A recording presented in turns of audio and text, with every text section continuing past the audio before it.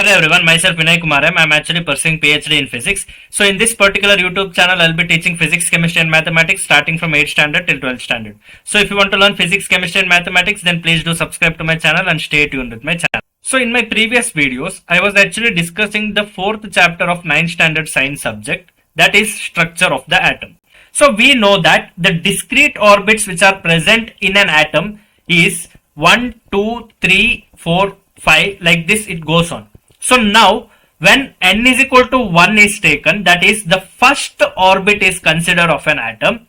So the maximum number of electrons which is allowed to be there in that particular orbit is given by the formula 2n square. So 2n square is the maximum number of electrons which can be present in that particular orbit. So maximum number of electrons which are actually present in an orbit. So now if we are considering n is equal to 1 energy level or n is equal to 1 orbit, that is the first discrete orbit of an atom.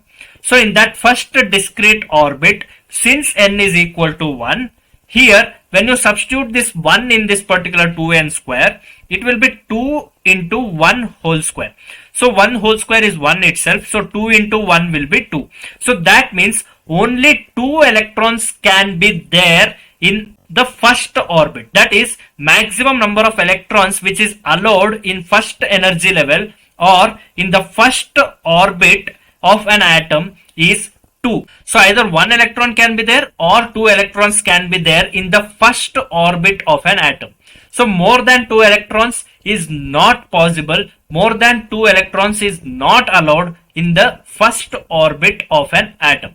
So the maximum number of electrons in first orbit or in the first energy level is 2 electrons. Similarly, if you consider the second energy level or the second discrete orbit of an atom, that is n is equal to 2 level, this is actually L shell of the atom. So all these K, L, M, N are known as shells or orbits. So the first orbit is known as K, second orbit is known as L. So now we are discussing the second discrete orbit of an atom, that is n is equal to 2 energy level. So in this particular energy level, in this particular discrete orbit, how many number of electrons are possible? So for that we can use this particular formula, that is 2n square. So in this place of n you can substitute 2 because we are calculating the number of electrons, the maximum number of electrons which is allowed in this particular second energy level. So when you substitute this 2 in the place of n, it will be 2 into 2 whole square. So 2 2s are 4. So 2 into 4 will be 8. So 8 electrons are allowed in the second discrete orbit of an atom. So in the second energy level of an atom, 8 electrons can be there. Coming to the energy level of the third discrete orbit of an atom, so here it is n is equal to 3. So in n is equal to 3 energy level, 2n square, if you put the same formula and if you substitute 3 in this particular formula, so it will be 2 into 3 square. So what is 3 square? 3 square is 3 into 3, that is 9. So 2 into 9 will be there. So 9 2s are 18. So 18 electrons can be there in the third orbit of an atom. So similarly you can calculate for higher energy levels as well. So if an atom has 10 electrons, all 10 electrons cannot occupy n is equal to 1 energy level. So only 2 electrons can occupy n is equal to 1 energy level and remaining 8 electrons should go to the second energy level or to the second discrete orbit, that is n is equal to 2 energy level. So in that particular orbit, remaining 8 electrons will be there. So if an atom has 10 electrons, then 2 electrons will be there in n is equal to 1 energy level and 8 electrons will be there in n is equal to 2 energy level, or in the first discrete orbit 2 electrons will be there and in the second discrete orbit there will be 8 electrons present. So coming to the second rule of distribution of electrons in orbits, outermost shell of any atom. So outermost shell or the outermost orbit of any atom will contain maximum 8 electrons only. So not more than 8 electrons this particular atom can hold. So how this is possible?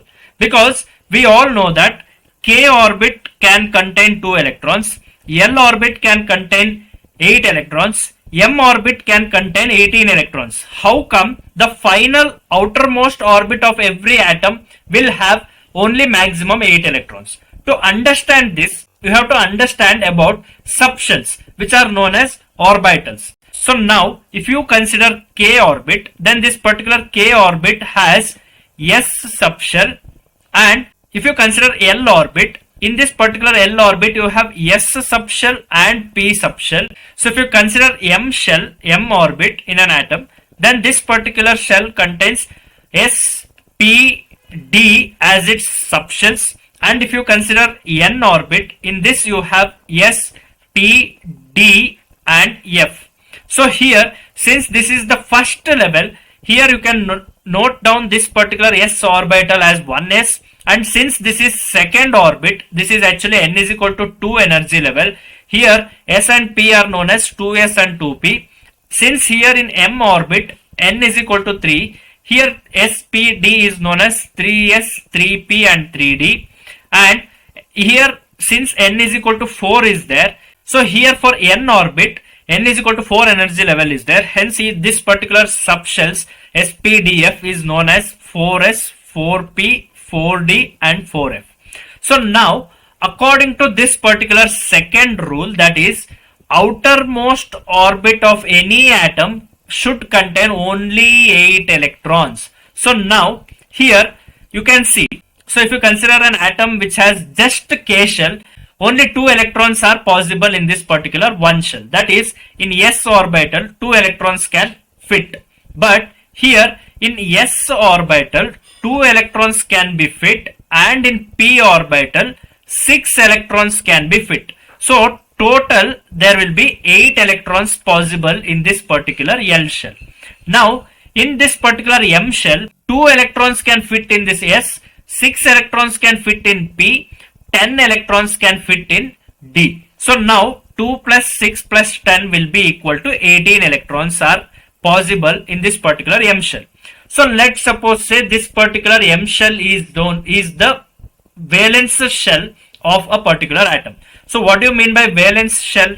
So valence shell is known as valence orbit as well. So valence orbit is the final orbit of an atom. So the last discrete orbit of an atom is known as valence shell.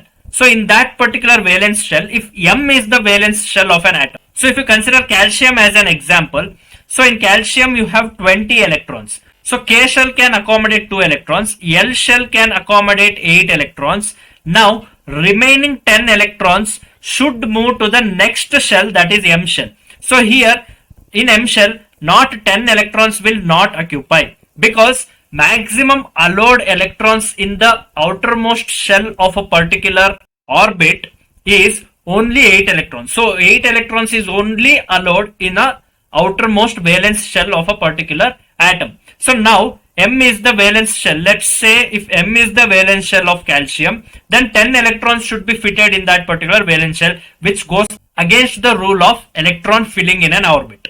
So now what is the way to fill this particular electrons? At that particular time, this M shell is divided into S, P and D. So preferably this is third energy level. So 3s, 3p, 3d will be there. So 2 electrons will occupy this particular S subshell which is there in this M shell. So 2 electrons are there.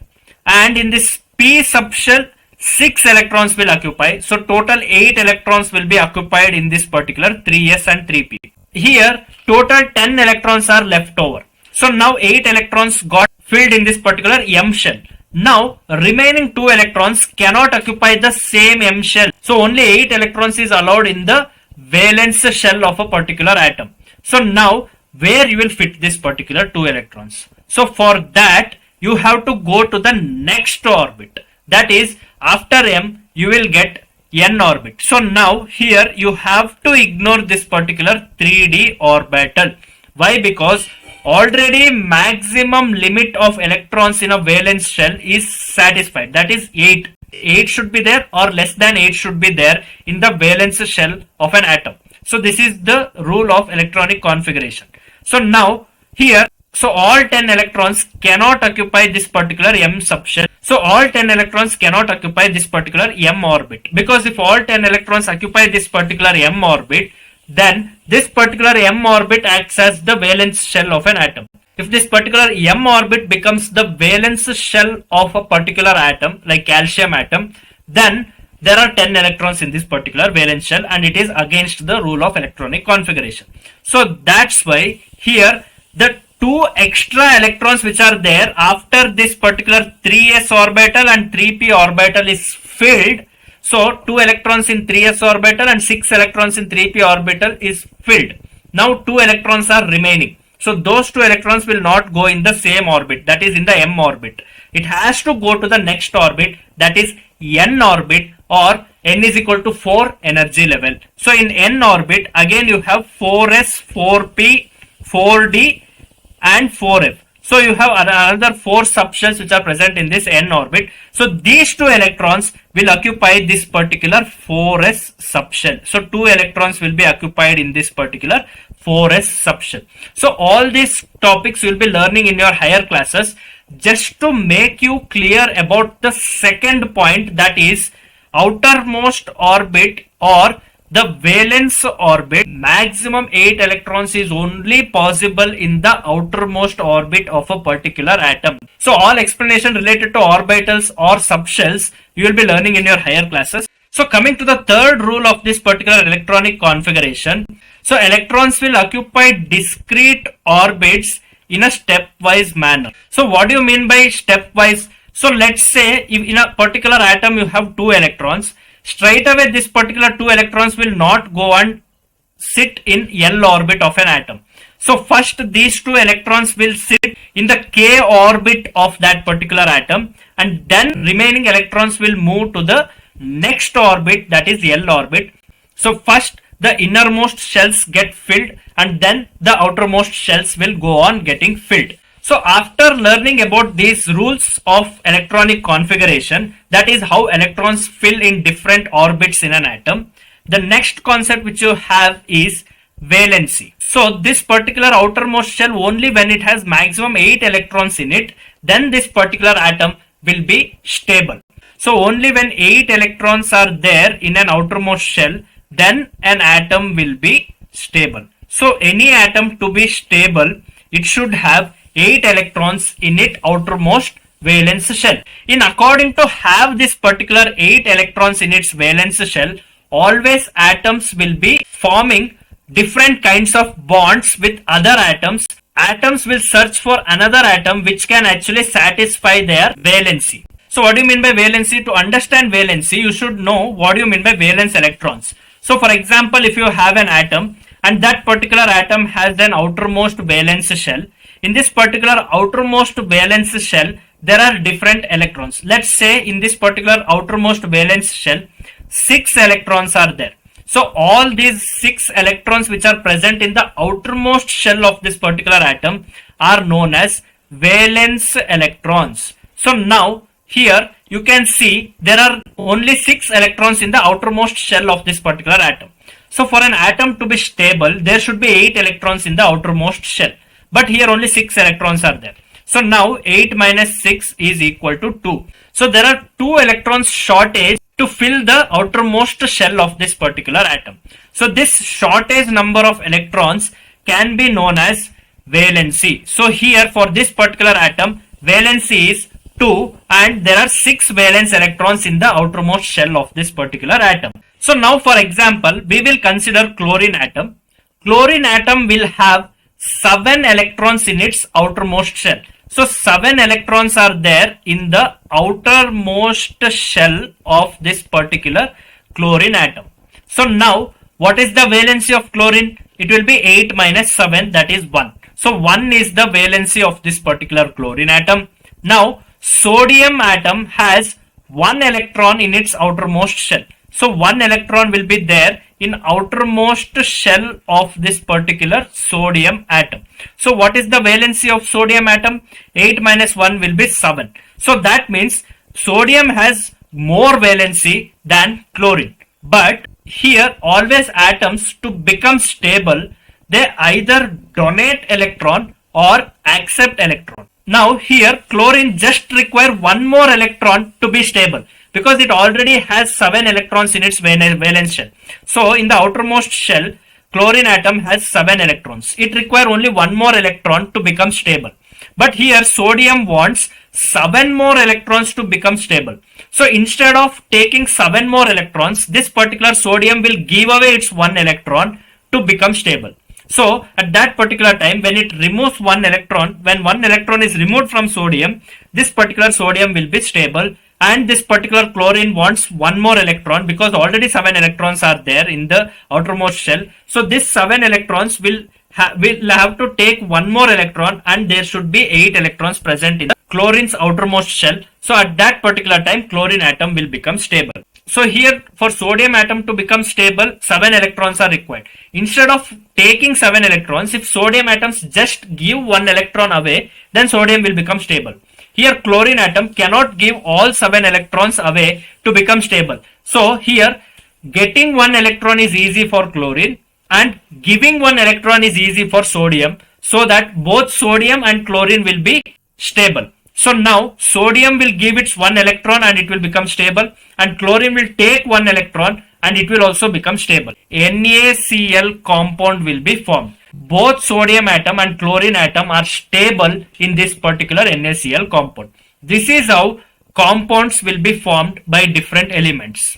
Now NaCl2 is not possible. Why? Because if you have 2 chlorine atoms, then 2 chlorine atoms will have 7 electrons each in their respective outermost shells. So that means 2 electrons are required to satisfy both the chlorine atoms. But here only one sodium is there. So one sodium can give only 1 electron. It cannot give 2 electrons, because if it gives 2 electrons, again sodium will become unstable. Sodium will become stable only by giving 1 electron, not 2 electrons. So here sodium can only give 1 electrons, but there are 2 chlorine atoms, so it cannot satisfy both the chlorine atoms together. So that's why NaCl2 is not possible, but NaCl is possible, because one chlorine atom and one sodium atom. So one chlorine atom will accept electron from sodium, and this particular chlorine atom will become stable, and this sodium atom will donate 1 electron to this particular chlorine atom, and this particular sodium atom will also become stable.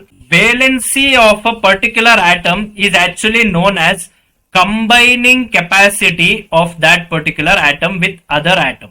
So combining capacity. Valence electrons and valency of a particular atoms will decide the combining capacity of those atoms with each other. So to form a particular compound, you should always see how much valency is there in both the atoms and how much valence electrons are there in both the atoms. In all the atoms which are present in that particular compound, you should see how much valency is there in each and every atom and how much valence electrons are there in each and every atom. So this is all there in this particular video. Further concepts which are there in this particular chapter will be discussed in subsequent videos. So if you want to learn physics, chemistry and mathematics like this starting from 8th standard till 12th standard, then you have to subscribe to my channel. Please do subscribe to my channel and stay tuned with my channel. Thank you.